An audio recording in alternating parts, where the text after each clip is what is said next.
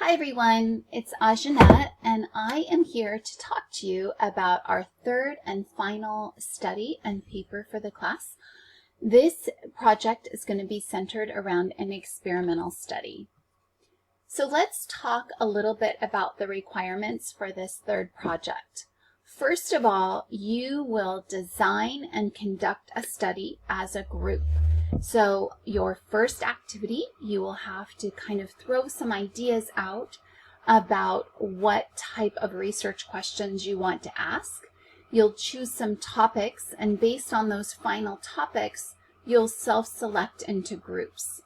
And so you as a group will come together and you will design your research questions, all of the materials needed to test your research questions, and then you will conduct the study and collect data. You will analyze the data as a group. I will support you through that process. And then you will go your separate ways individually, write your own papers, and then you'll come back together collectively and you will do a group research poster that will be presented in our psychology research conference, student research symposium here at MSJC. As with an abstract, a research poster should present the key ideas from your introduction and your literature review. It should also present your methodology as well as your results, including appropriate tables, figures, and graphs. And it should also include key ideas and analysis from your discussion. And then finally, it will in fact include key references, specifically those utilized within the research poster. So that's kind of all that's going to come out of this final project. This project requires you to design a study. We're going to do factorial designs. Thus far, in your mini paper, you only had to look at one factor or one IV. So we look at the effect of one IV on one DV, or one quasi-experimental variable on a dependent variable. Now we're moving into a complex experimental design, and the most simple complex experimental design is a 2x2 factorial design. So you are going to have to design a study that is a 2x2 between subjects experimental design. It's factorial because it has more than one independent variable. So let's break it down a little bit. Your study must be experimental. What do we mean by experimental? We mean that your independent variable is something you can manipulate. It's something that we can break into two or more groups, so it's a nominal variable. This is the variable that establishes the different groups that we're going to be comparing to one another. I, as the researcher, get to determine the criteria for those groups. Maybe it's a drug compared to a placebo. Maybe it's no sleep to a regular amount of sleep. Whatever my particular independent variable is, I, as the researcher, get to determine how I'm going to determine how those groups are different from one another. And I have to be able to randomly assign students to those groups. So the IV requires random assignment. If it is not randomly assigned, then it is not an experimental variable. So I cannot look at gender differences. I can't look at how men and women rate something differently. I cannot look at age differences. I cannot look at majors. None of those things are randomly assigned. Those things are participant variables. They already come predetermined. I don't get to control the gender of a participant. I don't get to control the age of a participant. I don't get to control their major. So I cannot randomly assign them to groups. Remember, random assignment means every person has an equal chance of being in either group. If they already come to the study in that group, that is not a true experimental variable. It can be a quasi-experimental variable, but for the purposes of this study, you are required to conduct an experiment. So it must be a variable to which we can randomly assign participants to groups, okay? It must have an IV that can be manipulated. That is said to be the causal variable. And then it must have a DV that you can measure.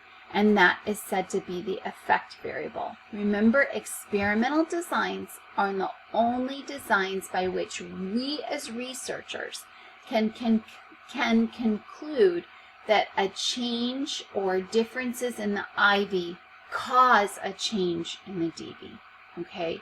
So the medication caused a change in depression. The studying technique caused a change in exam scores, okay? So that is the gist of an experimental design. Remember, you have to have an IV that can be manipulated. That is a nominal variable where we can break people into different categories or groups. A DV that can be measured, so it's either interval or ratio data, or SPSS groups those together and calls that scale data.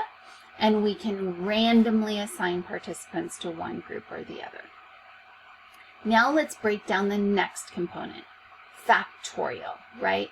You have to do specifically a 2x2 between subjects experimental design. We just talked about experiments. Now let's talk about this 2x2. Let's talk about what it means to be a factorial design. First of all, let's focus on the word factors. Factors is just another word for independent variables, okay? So when we have a factorial design, we have multiple factors or more than one independent variable. You specifically have to do a 2x2 factorial design and a 2x2 between subjects factorial experimental design. So 2x2, because there's two numbers here, they tell us that there are two factors. If I said 2x2x2, that tells me there's 3 factors. If I said 2x2x3x2, that tells me there's 4 factors. So the number of numbers you have in your equation tells you how many factors or IVs you have. So in this case, you have 2 factors. We will call them factor A and factor B, okay, or IV1 and IV2. The number itself tells you how many conditions in that factor. So for factor A, there's 2 conditions or 2 different groups, okay? For factor B, there's 2 conditions or 2 different groups, okay? So if this is type of drug, there's placebo or the experimental drug. If this is study technique, there's lecture only, lecture and lab, okay? So each factor is the overall topic of the variable, and then the conditions or groups are the different groups that are being compared within that variable, okay? So in this case, type of drug, placebo versus experimental drug, type of studying technique, lecture versus lecture and lab. Now you can multiply the numbers in the equation times one another, and that tells you how many total conditions. So 2x2, you just multiply. 2 times 2 equals 4. So for this particular study design, there are 4 resulting conditions. You have that over here. So what happens is it creates a matrix, and you have one factor. So in this case, it is a psychotherapy type. Are they going to do cognitive therapy or behavioral therapy? And then the length is, are they going to do a 2-month or a 2-week therapy program or treatment program? So the levels of each factor intersect to create a separate condition. So in this case, we have somebody doing cognitive therapy for a 2-week program. In this case, they're doing, the column here is cognitive therapy for a 2-month program. This group right here is doing behavioral therapy for a 2-week program. And this group right here is now doing behavioral therapy for a 2-month program. Now, I want you to know that on the surface, this looks like a 2x2. But actually, they're introducing, and this can all be experimental. This variable can be experimental. I can randomly assign a client to either cognitive or behavioral. I can randomly assign them to a 2-week or 2-month treatment program. I can also include another third variable that I can't randomly assign, or maybe I can. I can randomly assign them to a female therapist or a male therapist, female or male. So this actually can be a 2x2x2 because we can not only study psychotherapy type, length of therapy or treatment type, but also the gender of the therapist, okay? But we're only going to focus on these outside variables, and we're going to ignore these inside variables. We're going to focus on the 2x2 matrix, okay? Now, the final requirement, if I go back, we now know what a 2x2 is. We now know what an experimental design is. Let's review between subjects. So between subjects, remember back in stats, you should have learned the difference between within subjects and between subjects. Now I'm focusing on the design, how we're designing the study and how we're recruiting and assigning participants, how we're defining and measuring variables. That's about the design of the study. You are required to do a between subjects design. For a within subjects design, all the participants are exposed to every condition. So in this particular question, they're looking at how participants respond to this sign versus this sign. And within subjects, all the participants are one group and they're exposed to both conditions. So first, they rate their response to this sign, and then they rate their response to this sign. So all participants are exposed to all conditions within the study. And what you do is you compare the measurement of the person to themselves.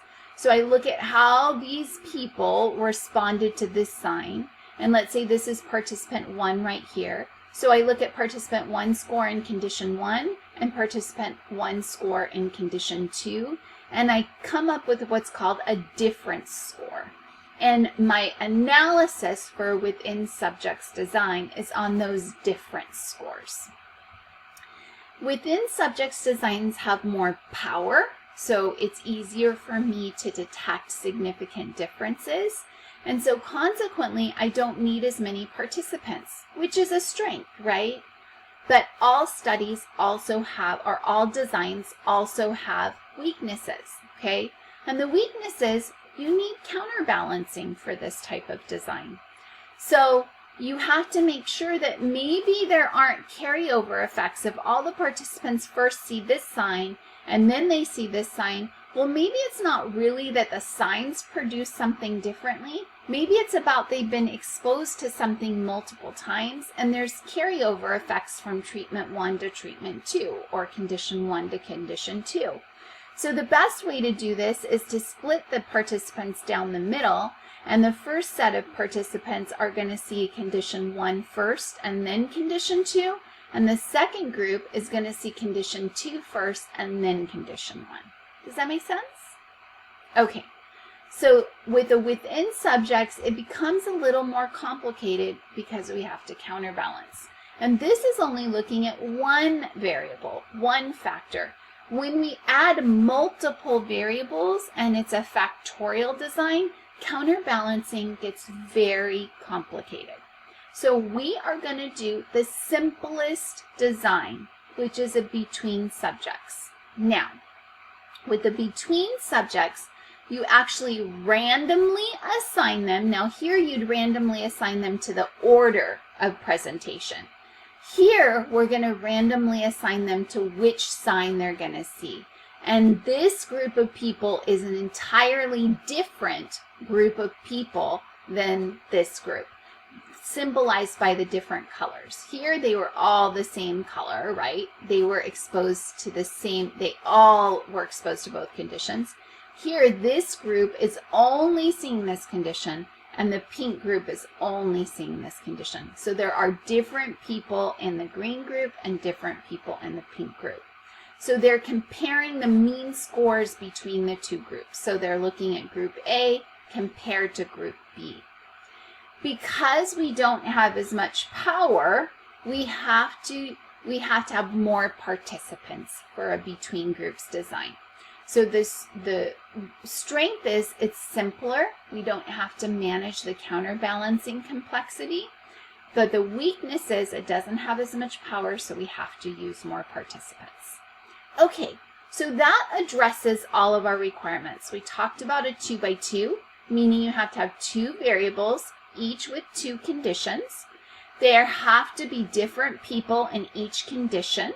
We know that with a 2x2, we multiply that. That'll tell us we have two conditions for factor A, two conditions for factor B, resulting in a total of 2 times 2 or 4 conditions.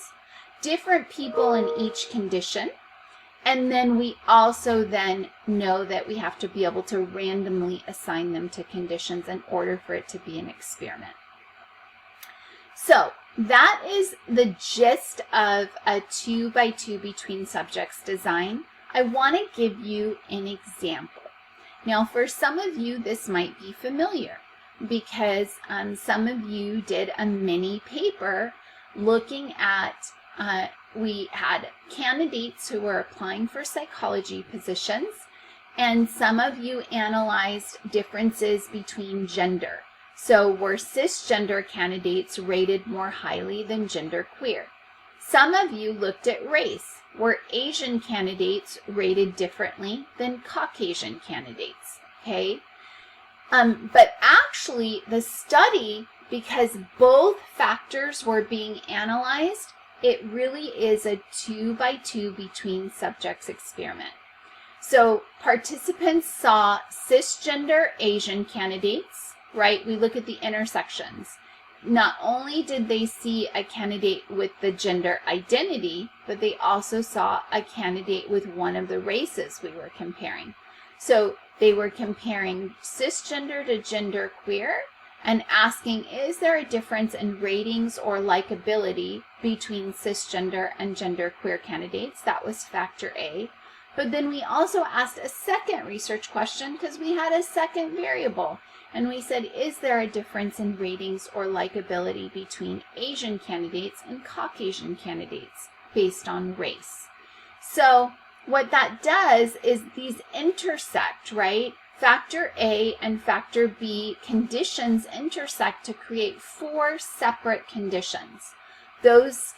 Some individuals reviewed candidates that were cisgender and Asian, A1, B1. Some reviewed candidates that were cisgender but Caucasian, A1, B2. Some reviewed genderqueer, which is now A2, Asian, which is B1. And some reviewed genderqueer Caucasian, which is A2, B2. And so this is actually a 2x2 between subjects design, and it's experimental because we randomly assign participants to which candidate or which condition they were going to view. And then we compared 3 research questions in this study. Now you all just did it looking at one piece of the question. We can actually run it looking at all 3 research questions. So whenever you have a factorial design, not only are you able to look at the individual effect of each factor, but you're also able to look at how those factors interact to create an effect on the DV. So you have 3 research questions. One is the main effect of factor A, which is effectively asking, is there a significant difference in the DV based on the IV? Or are the scores in the DV different between the 2 different groups of the IV? And in this case, it's focused on factor A, right? So does factor A cause 2 different scores in the DV between the different conditions? Then you can also analyze the main effect of factor B. And we call them main effects. This should be familiar from your stats class. We ask, is there a significant difference in the scores of the DV between the two groups of factor B? Or is there a significant difference in the DV based on factor B or IVB? Or does IVB cause a change in the DV? You can also ask, is there an interaction between factor A and B? Notice how we notate that. So our notation is IV or A subscript the condition, right? So it can be IVA or factor A, IVB or factor B, okay? And then we're asking, is there an interaction, which is A times B, is how we notate the interaction. Is there an interaction between factor A and B? Now, ideally, interaction is familiar to you from your stats class. But effectively, an interaction asks us, does the effect of factor A on the DV depend on the condition or level of factor B? So does somehow factor B influence the outcome for factor A? That's effectively what we're asking. Now, in order to test this, we use a two-way ANOVA. That is not the design. This is the statistical technique that corresponds to a 2x2 between subjects factorial design. The design is the 2x2 between subjects experimental design, and the statistical technique we use is a two-way ANOVA. You may have referred to it as an F test. An ANOVA is an analysis of variance. So we take the variance, all the variance involved in the study, the mathematical variance, the statistical variance of A, of B, of the interaction, the within groups, the between groups variance, and we dissect it and we analyze it. And that allows us to answer those 3 research questions. And we analyze the main effect of A, the main effect of B, and the interaction of A and B. Now, when you do a matrix, and I'm moving on to a new sample. This sample is analyzing memory accuracy, okay? And it has 2 different variables. It's studying memory for a group of words. And it presented the words in 2 different formats. So presentation format is IV1 or factor A, and some participants saw the words grouped together when they first saw the word list. Some saw them randomly. So some of the words were related to one another. And so some participants actually got to learn the words when they were grouped together in related categories. Some just saw them randomly and they just had to memorize the list. Then another factor being studied, or independent variable, is testing format. So in memory testing, we can test recognition, like a multiple choice test. Do you recognize the right answer among your choices? Or we can test recall, like an essay test where we just give you a general prompt and you tell us everything you know. So for some participants, they got a list of words and they had to identify which words were part of the original list, or they actually just they had a blank sheet of paper with numbers and they had to recall as many words as they could. And the dependent variable that we measured was how many words did they get accurately. So we compared accuracy levels between those participants who saw the words first grouped and then random, or first grouped compared to those that saw them random, in random order. And we're looking at the marginal means. So the marginal means, we absolutely ignore this testing format and we look at what was the overall mean for the participants who saw the words originally grouped together in categories. And they got about 19.61 words accurate, compared to only 16.02 words for those participants that just saw the words presented in a random list. Then we look at the main effect for testing format. So we compare individuals who just did recall, where they just got the blank list and they had to write down as many words as they could remember, compared to those who actually got words and they had to identify words that were on the list. And so we saw that the recognition did, in fact, get higher scores than the recall. What the ANOVA does is it allows us to see, are these differences significant? Do they reach a threshold of statistical significance? And so for the main effect of A, I'm comparing the marginal means, which are down here, ignoring these individual condition means.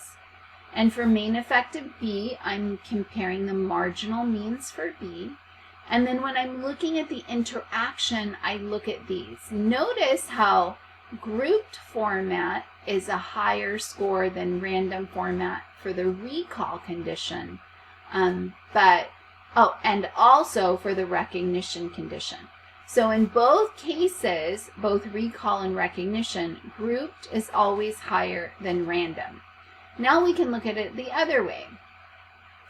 Random is always lower than group. Now let's look at recall and recognition. Recall is lower than recognition here. Recall is lower than recognition here. So recall is always lower than recognition, and grouped is always higher than random. So this likely is not a significant interaction because the pattern doesn't change. It seems to be the same in either direction.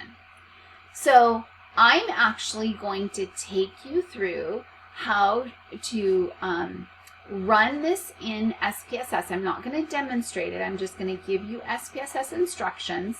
I'm going to show you an output, and I'm going to teach you how to interpret that output. So your instructions are here. It's a little hard to read, so you might need to blow it up a little bit. They'll also be typed up and available for you in the module when you're running it. And then additionally, I'm giving you a template to report your results.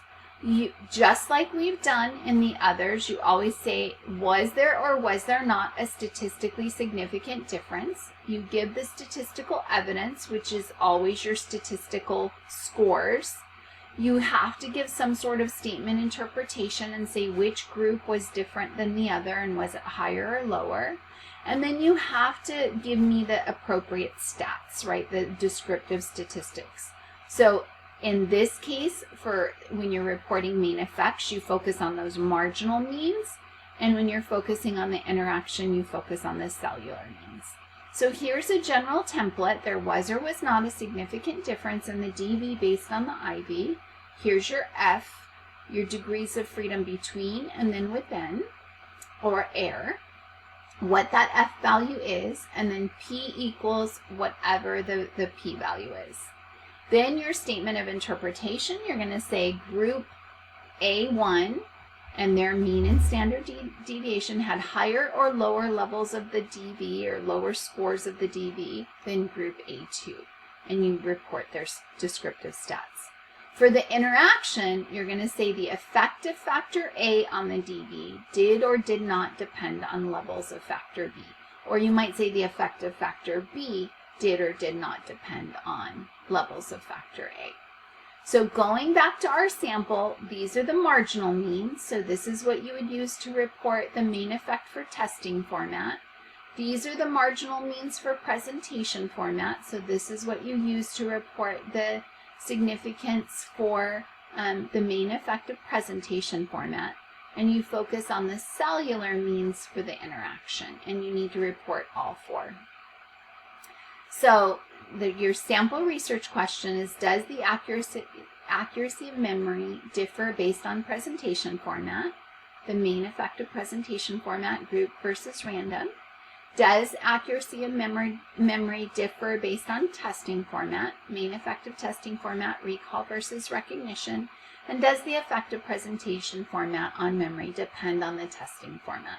Interaction between presentation and testing format. Here's your ANOVA results.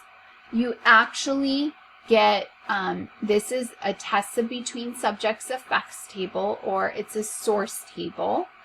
And here's the results for presentation format, your F score, your significance. If your significance is below 0.05, which is our alpha level or criterion, it is statistically significant.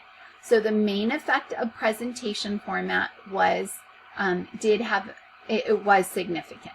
So how words were presented did cause differences, significant differences in memory accuracy. Testing format, again, was also significant. The bigger the F, the more likely it is to be significant. Your P is less than 0.05, so it was statistically significant. So there was a difference in memory accuracy between the recall versus recognition testing. And then finally, see this interaction. Remember that you can use the asterisks in lieu of the times symbol. So presentation format times testing format. And this is not less than 0.05, so it is not statistically significant. So there was not a significant interaction between testing and format. We could go back then and say, just as I said before, for both recall and recognition, grouped format always did better than random. And for both grouped and random, recall always did worse than recognition. And we would want to put the scores, we would say something like, the lowest scores were seen in the random and recall condition, with higher scores for grouped and recall, a little higher for random and recognition, but the highest scores were for grouped and recognition. Okay. And that's kind of the gist of it. The final thing is the interaction, and there is an interaction graph. And we know that when the lines are parallel or kind of parallel, the interaction is likely not significant. When the lines intersect, then the interaction is significant. So the final way that I would report that is here. The main effective presentation format was significant. Here's my statistical evidence. Here's now my statement of interpretation. Grouped words with the mean and standard deviation had a significantly higher memory than words that were presented in random format. Same thing, main effective testing format was significant. This is a partial eta square, so when it is significant, you're supposed to calculate effect size. Just going back here, you can ask for your effect size in your statistical analyses. This is partial eta squared, okay? And that's how we put the statistical notation for partial eta squared. Finally, for the interaction, we would say the interaction between presentation format and testing format was not significant, my p-value. The effective presentation format on memory did not depend on testing format. Both grouped and recall testing and grouped with recognition testing had higher memory than did random presentation and recall testing and random and recognition. Notice these means right here, grouped and recall 17.33 are from the cells. 17.33. And then notice up here, main effect, 20.39 for recognition and 14.93 for recall. These are the margins. See that? Margins. So use the margins for, and by the way, this is what it looks like in statistical, in SPSS. These numbers, grouped recall, grouped recognition, are the cellular, see 17.33, 22. And then these totals are your marginal. So this is total grouped, which is down here, 19.61. And then this is total random, which is 16.02. And then this is total recall, 1493, compared to total recognition, 20.39. Make sense? Okay, so hopefully that's helpful. I gave you a lot of information. For the purposes of coming up with topics, you don't need to really focus so much on the ANOVA aspect. What you need to focus on is that it is a 2x2 between subjects experimental design. So ask yourself, do I have two variables, independent variables and one dependent variable? Am I designing it so I can randomly assign people to different groups and that there's going to be different people in each of the 4 conditions? So kind of draw out what your 4 conditions would be, and then identify what the intersections will be, so you can say what specific conditions they're exposed to for condition 1, 2, 3, and 4. Make sense? Okay, let me know if there's any questions. I am going to set up a discussion forum for you to start throwing out ideas, and then you will all have to critically analyze and offer feedback to one another, indicating whether that meets our criteria. Again, 2x2 between subjects, experimental design. Okay, looking forward to seeing what you come up with. Enjoy.